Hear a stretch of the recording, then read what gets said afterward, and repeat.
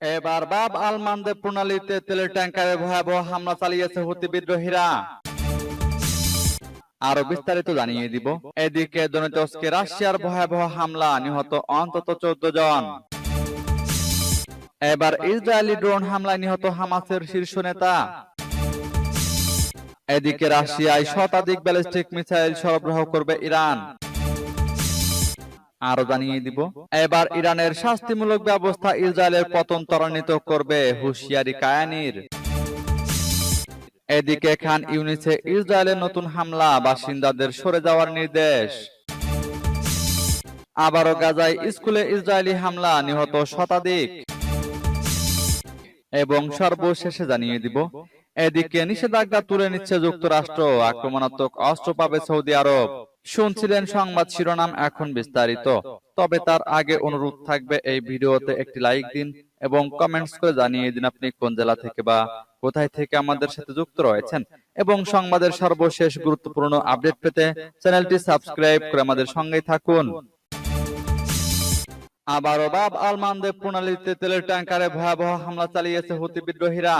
বাব আল মানদেব প্রণালীতে একটি তেলের ট্যাঙ্কারে লক্ষ্য করে 3টি সন্দেহভাজন হুতি হামলার ঘটনা ঘটেছে। ব্রিটিশ সামরিক বাহিনীর ইউকে মেরিটাইম ট্রেড অপারেশন সেন্টারের তথ্য অনুযায়ী বৃহস্পতিবার প্রথম হামলায় একটি রকেট চালিত গ্রেনেড ট্যাঙ্কারের কাছে বিস্ফোরিত হয়। শুক্রবার দ্বিতীয় হামলায় একটি ক্ষেপণাস্ত্র ট্যাঙ্কারের কাছাকাছি বিস্ফোরিত হয়। হামলাগুলির মধ্যে সবচেয়ে বড় আক্রমণ ছিল একটি বোমা বোঝাই ড্রোন বোট, যা নিরাপত্তা কর্মীরা গুলি করে ধ্বংস করেন। এই ট্যাঙ্কারটি এথেন্স ভিত্তিক একটি কোম্পানির মালিকানাধীন ছিল। হুতিরা এই হামলার দায় স্বীকার না করলেও এই অঞ্চলে সাম্প্রতিক সময়ে তাদের হামলার ধরন এবং ইসরায়েল হামাস যুদ্ধের সাথে সম্পর্কিত ঘটনার কারণে সন্দেহজনক। হামাস নেতা ইসমাইল হানিয়া হত্যার পর হুতিদের হামলা পুনরায় শুরু হয়। বিশেষজ্ঞদের মতে এই ঘটনাগুলি মধ্যপ্রাচ্যে সম্ভাব্য বৃহত্তর সংঘাতের আশঙ্কা বাড়িয়ে তুলেছে। এদিকে দনিতস্কে রাশিয়ার ভয়াবহ হামলা, নিহত অন্তত 14 জন। ইউক্রেনের পূর্ব অঞ্চলীয় প্রদেশ দনিতস্কের কোস্টিয়ানো-তিনিভকা শহরের একটি সুপারমার্কেটে বিমান হামলা চালিয়েছে। এতে অন্তত 14 জন নিহত ও 43 জন আহত হয়েছেন। শুক্রবার ইউক্রেনের প্রেসিডেন্ট ভলোদিমির জেলেনস্কি সামাজিক যোগাযোগ মাধ্যম এক্সে এক পোস্টে এই তথ্য নিশ্চিত করেছেন। খবর কিয়েভ পোস্টের। তিনি বলেন, দনিতস্ক অঞ্চলে কোস্টিয়ানো-তিনিভকা শহরের একটি সুপারমার্কেটে রাশিয়ার হামলায় অন্তত 14 জন নিহত ও 43 জন আহত হয়েছে। ইউক্রেনের কর্মকর্তাদের পোস্ট করা ছবি ও ভিডিওতে ধ্বংস হওয়া ভবন থেকে কালো ধোঁয়ার কুণ্ডলী দেখা গেছে। আগুন নেভানো হয়েছে বলে পরবর্তীতে জানিয়েছেন ইউক্রেনের স্বরাষ্ট্রমন্ত্রী। জেলেনস্কি বলেন, রুশ সন্ত্রাসীরা একটি সুপারমার্কেট এবং একটি পোস্ট অফিসে হামলা করেছে। ধ্বংস স্তূপের নিচে অনেকে চাপা পড়ে আছে। জরুরি সেবা কর্মীরা ধ্বংস স্তূপের নিচে জীবিতদের সন্ধান করছেন। কোস্টিয়ানো-তিনিভকা শহর পূর্ব ইউক্রেনের সক্রিয় যুদ্ধক্ষেত্র থেকে প্রায় 13 কিলোমিটারের মধ্যে অবস্থিত। দনেতস্ক অঞ্চলে ইউক্রেন সরকারের কবজায় থাকা অংশগুলো নিয়মিতই রাশিয়ার গোলা ও বিমান হামলার শিকার হয়।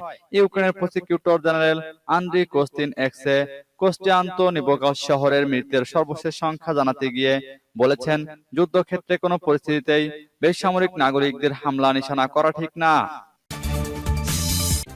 এবার ইসরায়েলি ড্রোন হামলায় নিহত হামাসের শীর্ষ নেতা। লেবাননের দক্ষিণ সীমান্ত থেকে প্রায় 50 কিলোমিটার দূরে উপকূলীয় শহর সিডনে একটি ইসরায়েলি ড্রোন হামলায় হামাস কর্মকর্তা সামের আল হাজ নিহত হয়েছেন। শনিবার এক প্রতিবেদনে কাতার ভিত্তিক সংবাদ মাধ্যম আল জাজিরা এ তথ্য জানায়। প্রতিবেদনে বলা হয়, চলতি মাসের শুরুতে বৈরুতে হামাস কমান্ডার ফুয়াদ শুকুরের হত্যার পর এই অঞ্চলে আক্রমণের ধার বাড়িয়েছে ইসরায়েল। ফিলিস্তিনের স্বাধীনতাকামী সংগঠন হামাসের নিহত নেতা সামের আল হাজ পার্শ্ববর্তী আইন আল হিলোয়ে ফিলিস্তিনি শরণার্থী শিবিরে অবস্থান করছিলেন বলে জানিয়েছেন ইসরায়েলি সেনারা। এই হামলায় তার দেহরক্ষী গুরুতর আহত হয়েছেন। লেবাননের সংবাদ মাধ্যমের খবরে বলা হয়েছে, এই হামলায় 2 বেসামরিক লোক গুরুতর আহত হয়েছে। গতকাল হামাস সামের আল হাজকে শহীদ বলে অভিহিত করেছে। তবে ইসরায়েলি সামরিক বাহিনী তাকে একজন কমান্ডার হিসেবে বর্ণনা করেছে, যিনি লেবানন থেকে ইসরায়েলে হামলার জন্য দায়ী ছিল। এদিকে রাশিয়ায় শতাধিক ব্যালিস্টিক মিসাইল সরবরাহ করবে ইরান। প্রায় ডজন খানেক রাশিয়ার সামরিক সদস্যদের স্বল্পপাল্লার ফাদ-360 ব্যালিস্টিক ক্ষেপণাস্ত্র চালানোর প্রশিক্ষণ দিচ্ছে ইরান। রাশিয়ায় শতাধিক ব্যালিস্টিক ক্ষেপণাস্ত্র সরবরাহ করার পরিকল্পনা করছে দেশটি। এছাড়াও স্যাটেলাইট নিয়ন্ত্রিত অস্ত্র সরবরাহ করে চলমান রাশিয়া ইউক্রেন যুদ্ধে ইউক্রেনের উপর হামলা চালানোতে সহযোগিতা করবে ইরান, এমনটি দাবি করেছে ইউরোপ ভিত্তিক গোয়েন্দা সংস্থা। খবর রয়টার্সের প্রতিবেদনে বলা হয়, রাশিয়ার প্রতিরক্ষা মন্ত্রণালয়ের মুখপাত্ররা ডিসেম্বরে তেহরানে ইরানি কর্মকর্তাদের সঙ্গে অস্ত্র সরবরাহ চুক্তিতে স্বাক্ষর করেছে। জানা গেছে, শীঘ্র ফাদ-360 ব্যালিস্টিক ক্ষেপণাস্ত্র সহ ইরানের নিজস্ব প্রযুক্তিতে তৈরি ক্ষেপণাস্ত্র রাশিয়ায় সরবরাহ করা হবে। ইরানের সরকারি সংস্থা আরম প্রসেস ইন্ডাস্ট্রিজ অর্গানাইজেশন এই ক্ষেপণাস্ত্র তৈরি করেছে বলে খবরে জানানো হয়েছে। বিভিন্ন বিশ্বস্ত গোয়েন্দা সূত্রের মতে, রাশিয়ার সামরিক কর্তারা ইরান সফর করেছেন। তাদের সামরিক বাহিনীর সদস্যদের ফাদ-360 ব্যালিস্টিক মিসাইল চালানোর প্রশিক্ষণ দিচ্ছে ইরান। এই ক্ষেপণাস্ত্রটির সর্বোচ্চ পাল্লা 120 কিলোমিটার এবং এটির ওজন 150 কেজি। গোয়েন্দা সূত্রে বরাত দিয়ে রয়টার্স আরো জানায়, প্রশিক্ষণ শেষে মিসাইলগুলো ইউক্রেনের বিরুদ্ধে যুদ্ধে ব্যবহার করা হতে পারে। এবার ইরানের শাস্তিমূলক ব্যবস্থা ইসরায়েলের পতন ত্বরান্বিত করবে, হুঁশিয়ারি কায়ানির। হামাস নেতা ইসমাইল হানিয়ার হত্যাকাণ্ডের জন্য ইরান ইসরায়েলকে যে কঠোর শাস্তি দিতে যাচ্ছে, তার সঙ্গে আঞ্চলিক প্রতিরোধ ফ্রন্টগুলোর দখলদার বিরোধী লড়াই ইহুদিবাদী ইসরায়েলের ধ্বংসকে ত্বরান্বিত করবে। ইরানের কুদস ফোর্সের commander brigadier general Ismail Qaani এ হুঁশিয়ারি উচ্চারণ করেছেন। তিনি হামাসের নতুন পলিট ব্যুরোর প্রধান ইয়াহিয়া সিনওয়ারকে লেখা এক চিঠিতে এ হুঁশিয়ারি দেন। গত মঙ্গলবার হামাসের অভ্যন্তরীণ নির্বাচনে হামাসের পলিট ব্যুরোর প্রধান হিসেবে ইসমাইল হানিয়ার স্থলাভিষিক্ত হয়েছেন সিনওয়ার। গত মাসের শেষ দিকে ইরানের রাজধানী তেহরানে ইহুদিবাদী ইসরায়েলের গুপ্ত হত্যার শিকার হয়ে ইসমাইল হানিয়া শাহাদত বরণ করেন।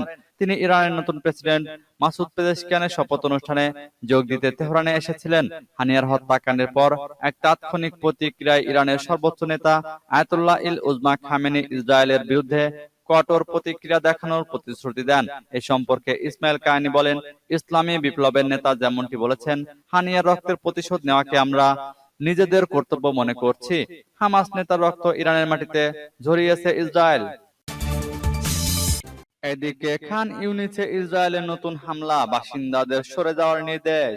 দক্ষিণ গাজার শহর খান ইউনিসে নতুন করে হামলা শুরু করেছে ইসরায়েল।